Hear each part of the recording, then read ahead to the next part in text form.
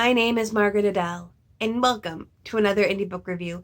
Today, we are shaking things up with a horror. So I am reviewing The Unwelcome by Jacob Steven Mohr. This is a kind of surrealist body-snatching horror take on the old group of teens in a cabin in the woods trope. We have Katie, who is basically the protagonist, who has just broken up with her boyfriend Lutz and has decided to go back to her best friend, and said best friend and her boyfriend are going off to a cabin. So Katie thinks, great, this will clearly solve all of my problems. And so off they go with the extra friend Riley, because you gotta have the party girl. And it feels like, they just expect to have a normal cabin in the woods, a whole setup. But Katie's ex-boyfriend has some tricks up his sleeve. Namely, he is basically a kind of otherworldly entity that can invade people's bodies and force them to do things. And it was definitely Invasion of the Body Snatchers-esque. But right off the bat, what I really liked about that is in your standard body snatcher horror, it's kind of like a one and done. Like in a lot of those classic horror movies, like Invasion of the Body Snatchers, once you're gone, and that person is you just have to find out that that person is the thing, is the not them, and you kill them, and you move on. But in this one, Lutz can take over their bodies, but it comes and goes. So they'll feel this strange warmth, and suddenly they're doing things a little bit odd, and then they're themselves again. And they might have blacked out for a minute, they might blame it on alcohol, or, if something had happened at night, I just dozed off, or whatever. And the tricky part is that because they come back, because it's not a one and done, the horror kind of has an added simmering tension. And on top of that, there are some cases with some characters that's just told non-linearly, so some of it might be in flashbacks, but some of them are aware of the control as it's happening, and that's a whole other kind of body horror. So there's this, standard, we can't trust each other. He could be any one of us, except for Katie. Katie is the only one that he cannot do this to, and you get the gist, it's because she's a lot more like him than she's willing to admit. And so there's this whole level of paranoia and tension, and nobody trusts each other. And I really liked that aspect to it. As for the actual character dynamics themselves, at the beginning, pretty much no one likes each other.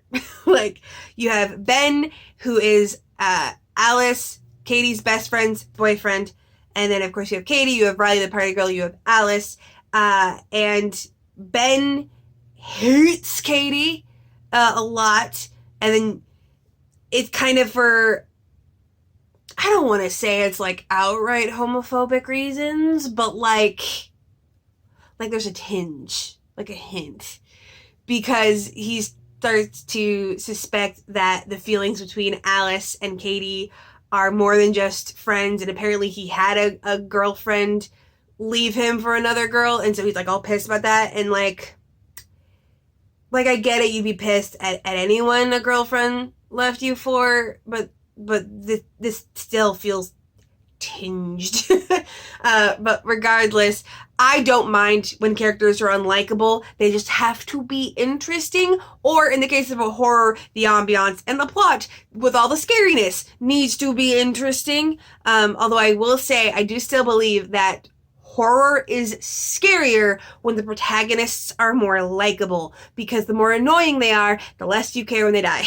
But in this case, there was some growth. You did see a little bit behind the screen, especially for Ben, the prep boy that wants to be a lawyer, and Riley, the party girl with an alcohol problem. You do start to see a little bit more behind them, and I liked that aspect of it. And Katie is so self-pitying of all of them, and like, I get it, obviously she had just broken up with an ex-boyfriend that could do a bunch of creepy stuff, and you don't find out exactly what happened during her time with him until like the end of the book through the non-linear flashbacks, which that I really liked. The reveal of who was Jill Cicero to her and what happened was really, really well done. I liked that a lot, but she was probably one of the most annoying ones. I loved Alice the best. Alice, who is the bigger girl and very soft-hearted, that you're like, is she like in love with Katie? Like, is that what's going on? And as a bisexual, I will never say no to sapphic undertones to a book. I will always say yes to that. The only thing that I struggled with at points throughout the course of the book was the writing style. For a horror book, this has very purple philosophical prose. The way that Lutz, Katie's ex-boyfriend, views the world is very disturbing, not just because he is an otherworldly entity, which it's kind of hard to see him as an otherworldly entity when he still refers to himself as a male. So it's like, well, you're clearly on a gender binary. So, like, how otherworldly can you be when you're clearly following societal constructs?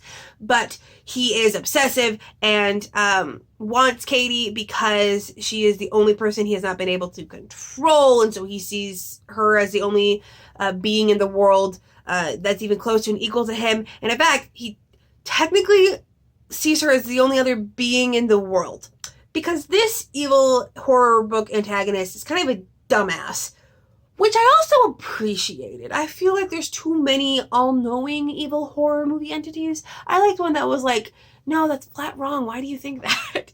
Because he literally views the entire world, like humans, as just like empty things. Like, he truly does not believe that humans have like souls and minds and empathy. And I think it's supposed to be because he doesn't feel any of that when he like gets in their body, so to him he just thinks that they're empty. But the book is very clear about the fact that, yeah, these people all exist and he's a dumbass, but his way of viewing the world with all of this very philosophical language of empty husks is throughout the entire book, including other people's way of viewing things. It gets really philosophical all the time. And the thing is that these are supposed to be a bunch of college kids that aren't even old enough to legally drink yet, getting drunk in a cabin in the woods, playing Truth or Dare. But the writing style is so philosophical and so much looking behind the eyes, and just a ton of like being able to spot something's off at a mere glance of their expression.